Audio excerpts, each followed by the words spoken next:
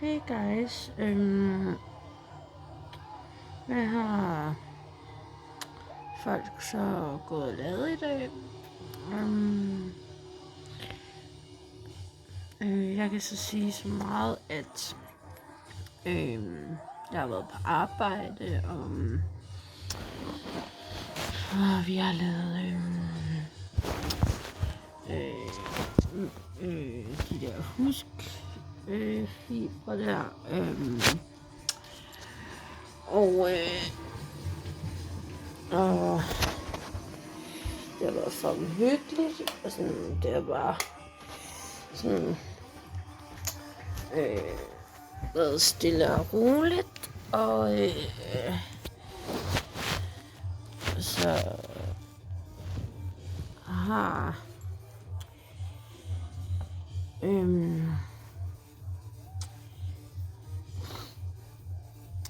hvad det hedder, så har vi fået rigtig god mad i dag. Vi har fået stegt flæsk og persillesovs, og det var mega hyggeligt, eller det smagte rigtig godt, og det har været en hyggelig dag, og altså udover at jeg blev sur på et tidspunkt på en af mine kolleger, fordi sådan, hun irriterede mig grænseløst. Og hvad det hedder, og det gør jeg bare ikke magt, fordi at sådan noget, det står bare ikke i min verden, altså, fordi at hvad det hedder, og det tror jeg heller ikke, at sådan der, at der er andre, der sådan decideret sådan,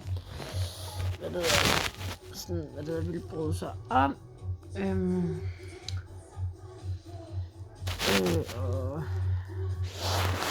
og at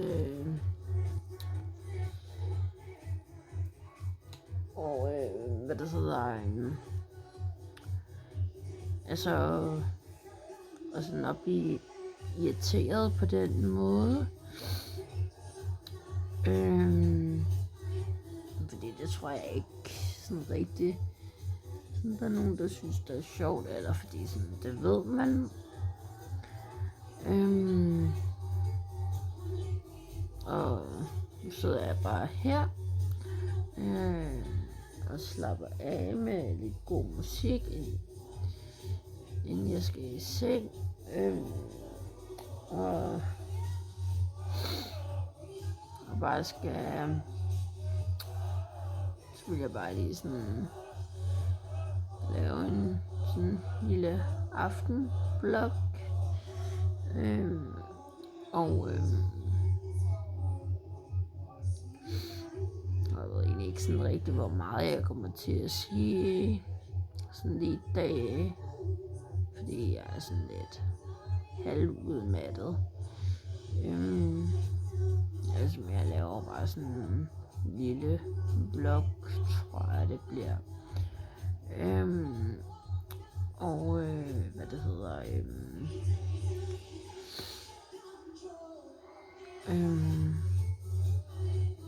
altså jeg ved ikke, hvor lang tid den her video den kommer til at tage. Fordi at jeg er sådan rimelig træt, og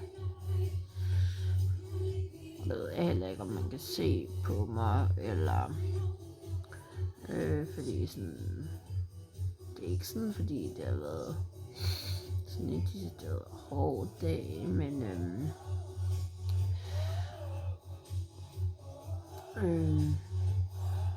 det er ikke sådan, har ikke været sådan hårdt, men altså sådan, så jeg laver bare lige lidt, fordi jeg er sådan lidt halvkvistet i dag. Og så sidder jeg og hører Infernal på på YouTube, fordi jeg har været inde og se den i Tivoli, og så fandt jeg den lige. Og sidder og lytter til det, indtil jeg sådan rigtig føler mig træt.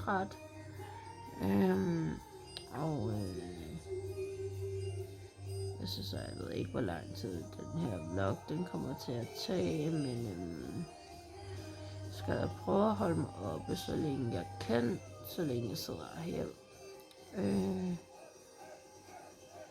Og så da jeg kom hjem, så sad jeg og hyggede mig lidt udenfor, fordi det var godt vejr.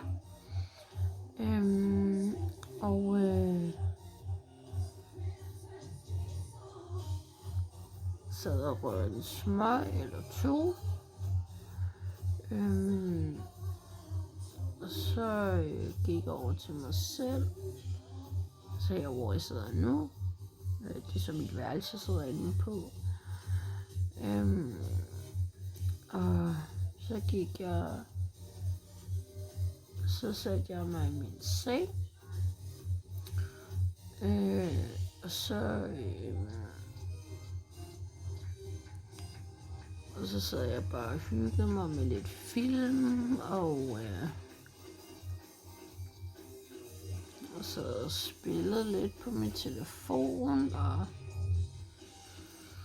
sad og drak lidt sodavand, og hvad jeg nu ellers kunne finde på, og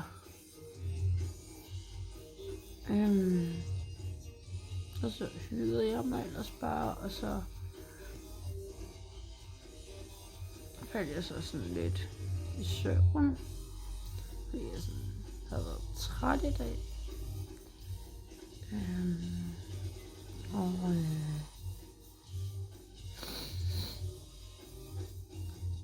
hvis der ikke hører på mig, at min stemme, så er det fordi jeg er sådan lidt hæs.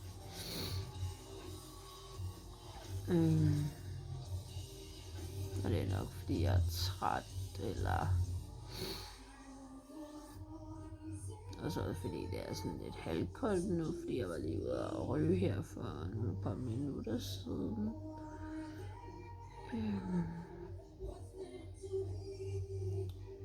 Og der var bare sådan helt dødt. Fordi min medbeboer sådan er over i deres egne huse og gik til ro. Eller er gået til ro derovre.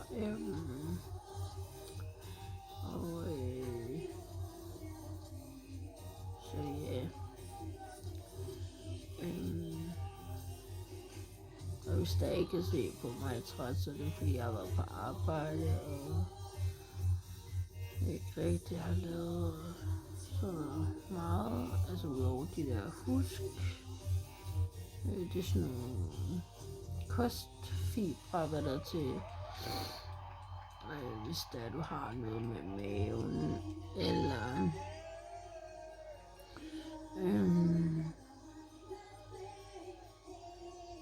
og så har vi siddet og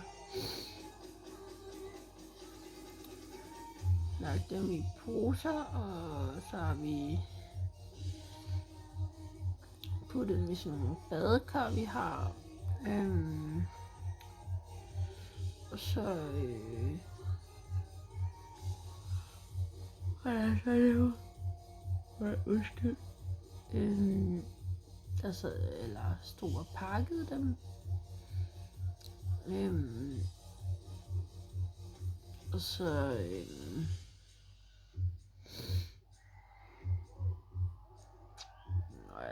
er der noget, der laver sådan en 200 stykker, tror jeg i dag.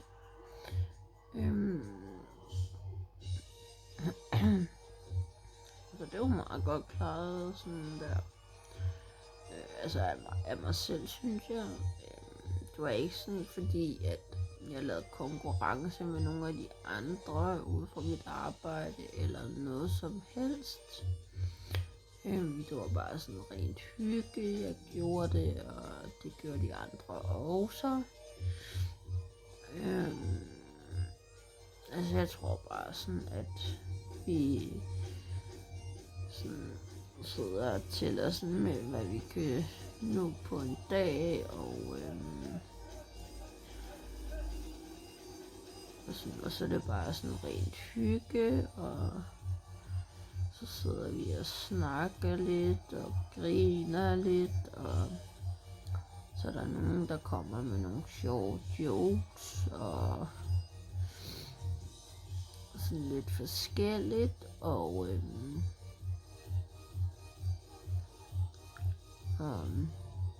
så sidder vi sådan og griner lidt af det.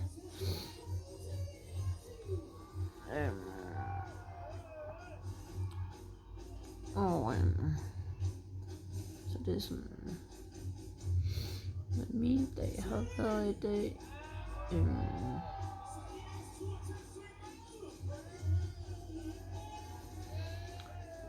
Og ja, det er sådan rigtig, hvad min dag den er gået på.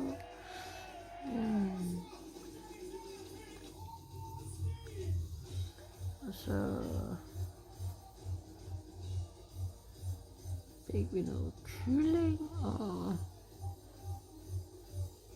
ris i dag til aftensmaden, og det smagte faktisk sådan okay. Og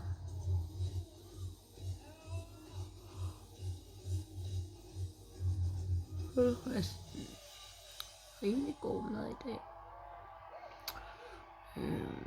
Og i morgen ude på mit arbejde, der skal jeg have frikadeller og kartoffelsalat.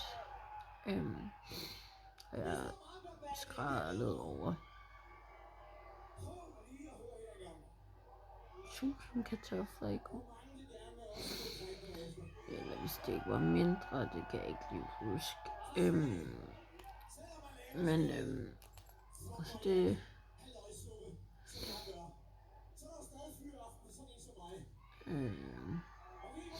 så ja, det bliver også rigtig lækkert her i morgen. Og så skal vi så sidde og lave det sidste fusk vi har.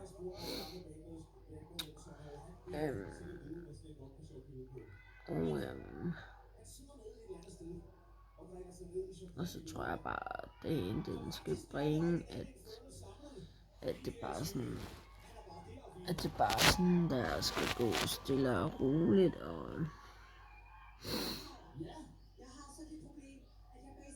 hvad det hedder, jeg tror sgu ikke, der er nogen grund til at skal, hvad det hedder med,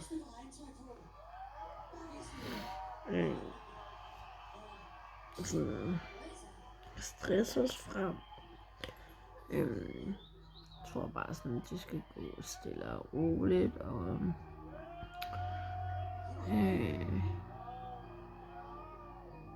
så skal det bare sådan gå stille og roligt fremad, og så må vi så se derefter, hvad vi så skal arbejde, og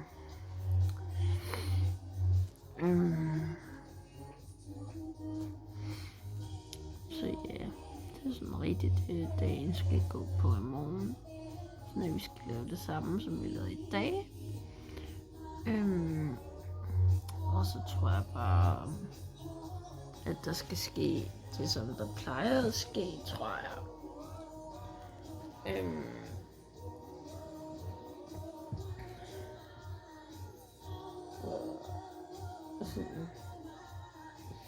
Så skal det bare gå stille og roligt.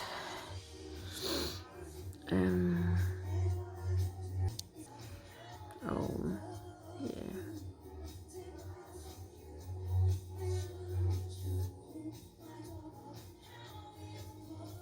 Det er sådan,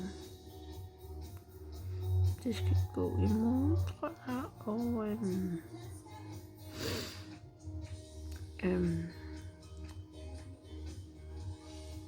og så ved jeg ikke rigtig, hvad jeg skal lave, når jeg kommer hjem. Bare udover at skal hygge mig og slappe af, og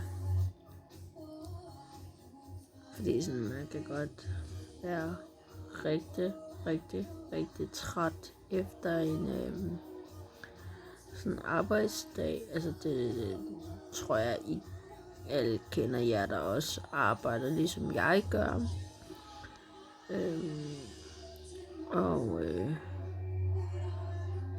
Sådan, at I så også sådan kan mærke efter sådan en arbejdsdag, at nu skal man bare hjem og korte af. Tage det stille og roligt, og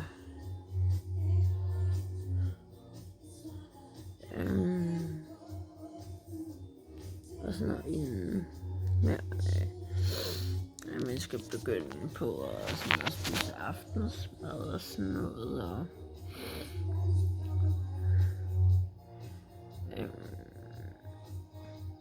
så ja, det er det, jeg tror, det jeg skal bringe på i morgen. Og så ved jeg så ikke, om jeg så laver noget i morgen, eller om der så lige går noget tid, eller hvad der gør. Kan jeg jo ikke sådan helt sige nu, fordi at så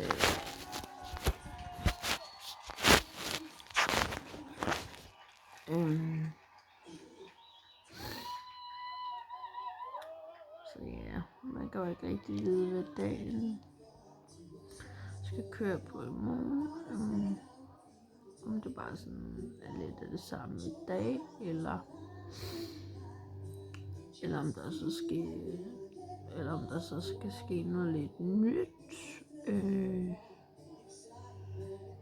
Og om man skal tage en slapper i morgen, eller om man skal lave det helt vilde. Jeg ved, jeg skal støvsuge og farve mit gulv i morgen, fordi vi skal på tur. Om torsdagen.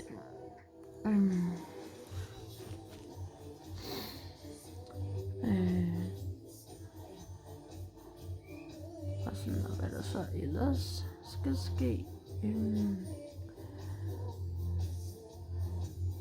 Så ja. Men nu vil jeg lige gå ud og ryge min sidste smøg for i dag. Og så vil jeg ellers bare sige godnat og sove godt. Og så skal jeg nok lige sådan med, hvad der skal ske, og alt sådan noget i morgen, eller om jeg bare skal se film, eller høre lidt musik, eller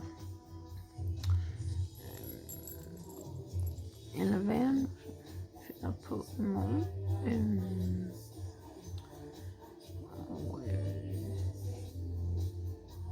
Så ja. Så hvad jeg går lige derud, og så ryger jeg lige en smøg, og så vil jeg også bare komme i seng og bare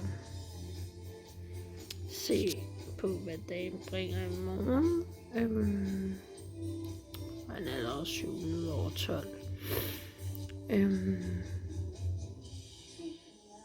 Så ja.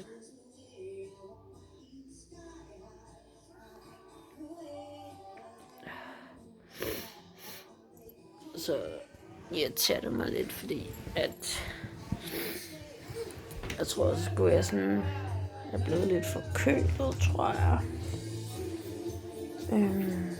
Fordi jeg synes da godt nok, jeg snøfter en del.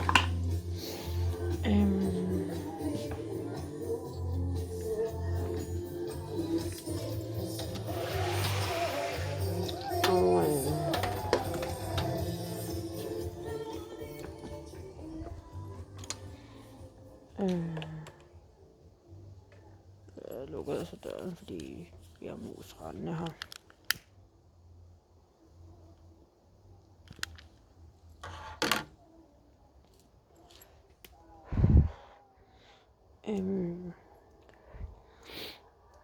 Så ja, vi er lige ryge en halv smøg, og så vi er altså bare gået i seng, og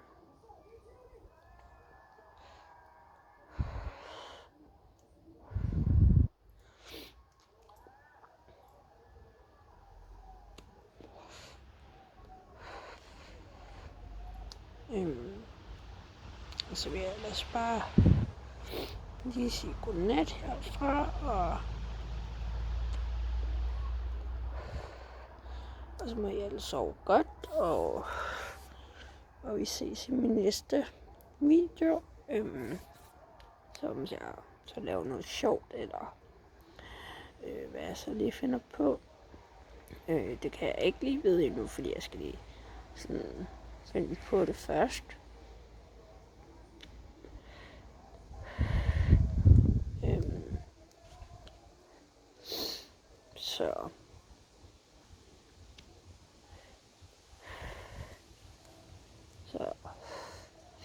Så det skal jeg først lige have fundet på.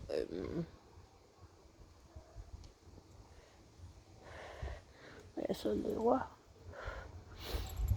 Hvad det hedder, videoer.